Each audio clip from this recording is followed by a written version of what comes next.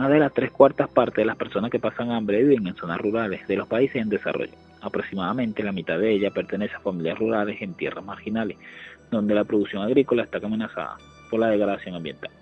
Cerca de la tercera parte viven en hogares rurales sin tierra que no se dedica a la agricultura, como los que dependen del pastoreo, la pesca y los recursos forestales. Para cumplir los objetivos del desarrollo del milenio del hambre, es necesario mejorar la distribución de los alimentos e incrementar la producción. Para ello resulta prioritario emprender las siguientes acciones.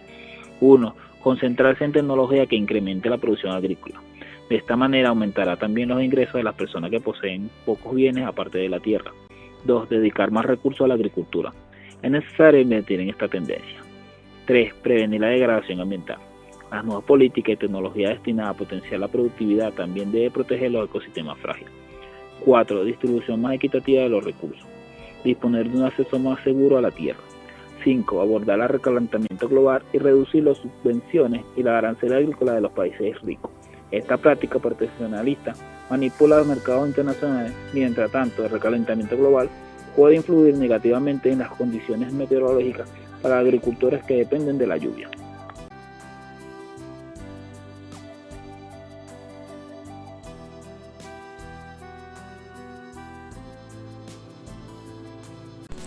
Alcanzar los objetivos de educación.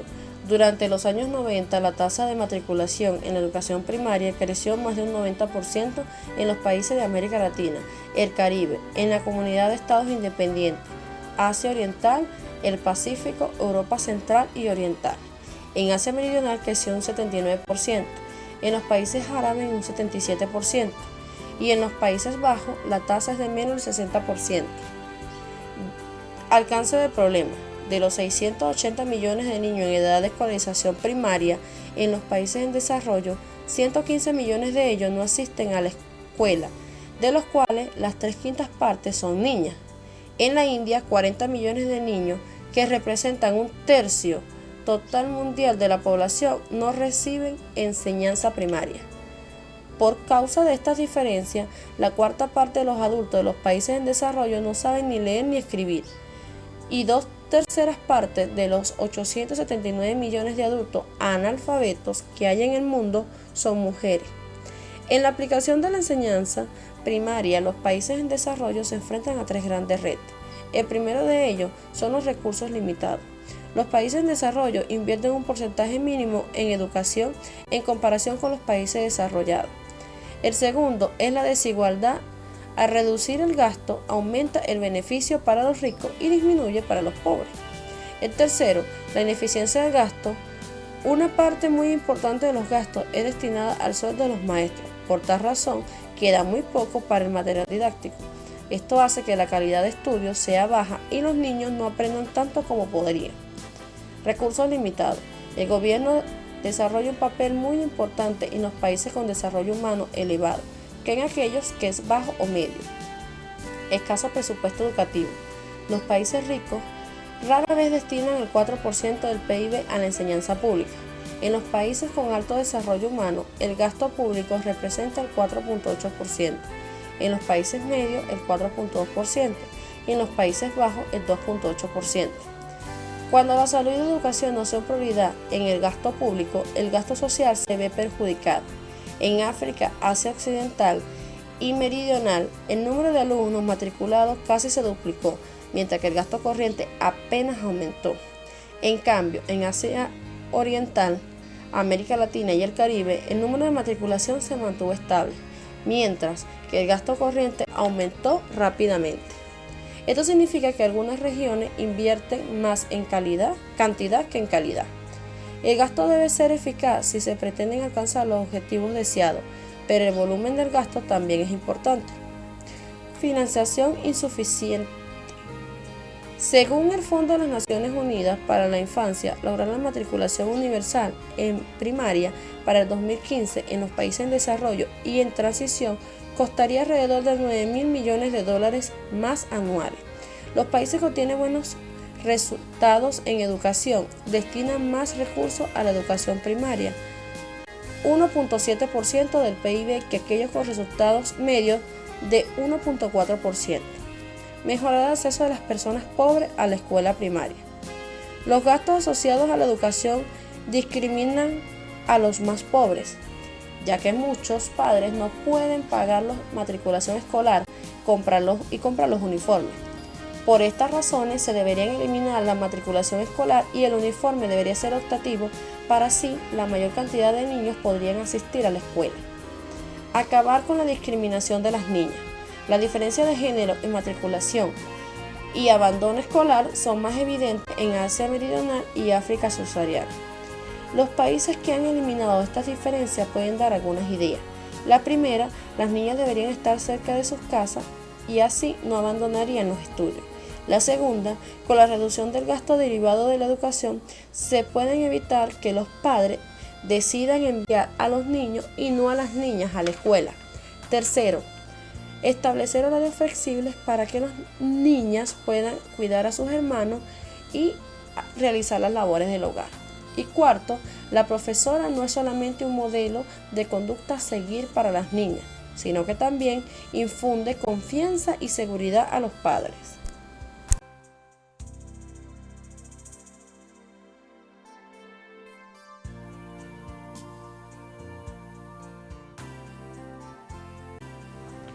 Para alcanzar los objetivos de salud es indispensable que exista una relación entre salud, educación e ingresos, para de esta manera poder evaluar la realidad para alcanzar la meta de cumplir los objetivos del milenio, que consisten en reducir la mortalidad materna en 3/4 partes, reducir en 2/3 partes la mortalidad infantil en niños menores de 5 años, reducir la propagación del virus del VIH-Sida, entre otros.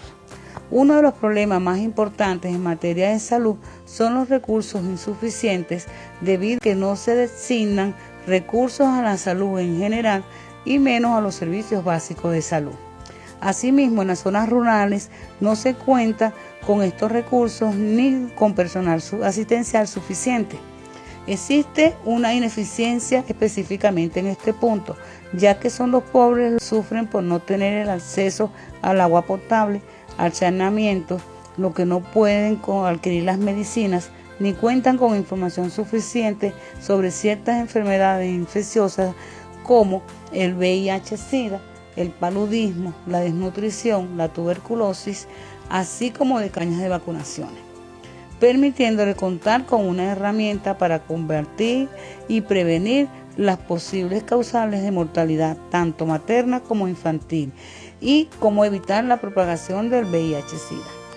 En cuanto a la prevención y tratamiento del VIH-Sida, surge la necesidad imperiosa de tomar decisiones para guiar las políticas en la lucha contra dicha enfermedad. Frente a sistemas de salud desordenados, desbordados y con gran necesidad de financiamiento, hay que promover respuestas multisectoriales e invertir en tecnología de prevenciones eficientes.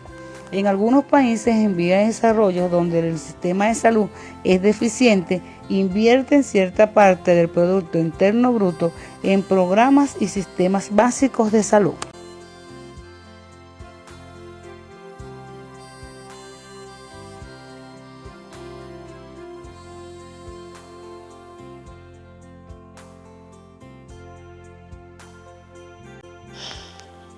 Alcanzar los objetivos de agua y saneamiento.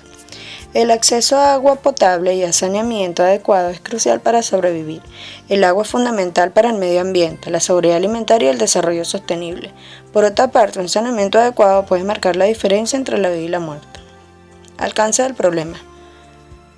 Mientras que en las principales ciudades de Europa y América del Norte, más del 90% de los hogares disponen de conexiones de agua corriente y alcantarillado, en el resto del mundo la situación es muy diferente. Si por instalaciones de saneamiento adecuadas entendemos un inodoro conectado a una alcantarilla, existe una carencia significativa de este tipo de instalaciones en todo el mundo en desarrollo, incluso en grandes ciudades. En todas las regiones la cobertura del saneamiento es mucho peor que la del agua.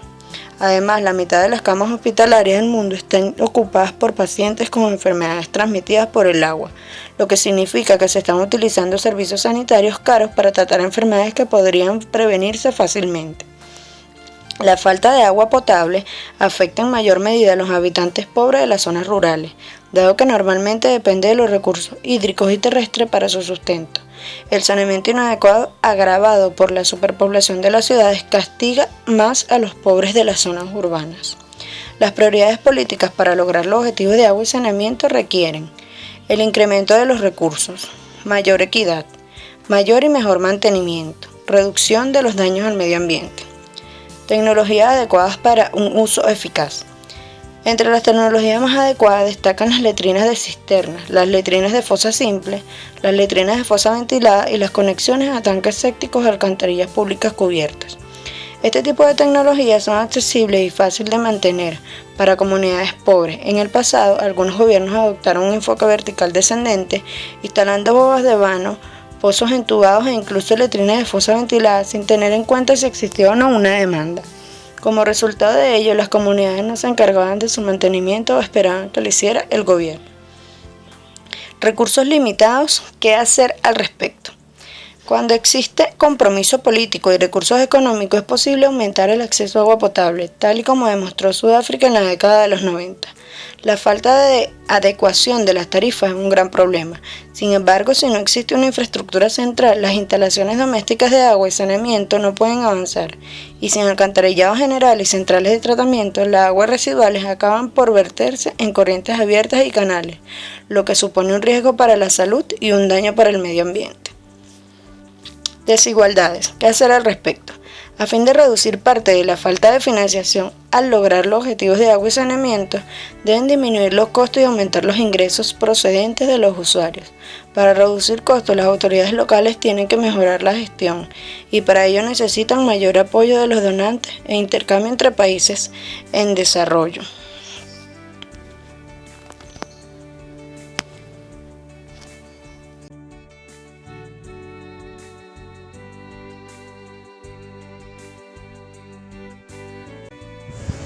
Principios multisectoriales. En la mayoría de los países ricos, la gestión pública representa más del 40% del Producto Interno Bruto, mientras que en los países en desarrollo es menor al 20%. A medida que vaya aumentando el desarrollo dentro de un país, la gestión pública debe ir incrementando progresivamente, para así evitar tener que enfrentarse al hambre, la enfermedad y la muerte, así como la falta de alfabetización dentro de la población. Sin embargo, es difícil llevar a cabo las acciones multisectoriales en países de bajos ingresos.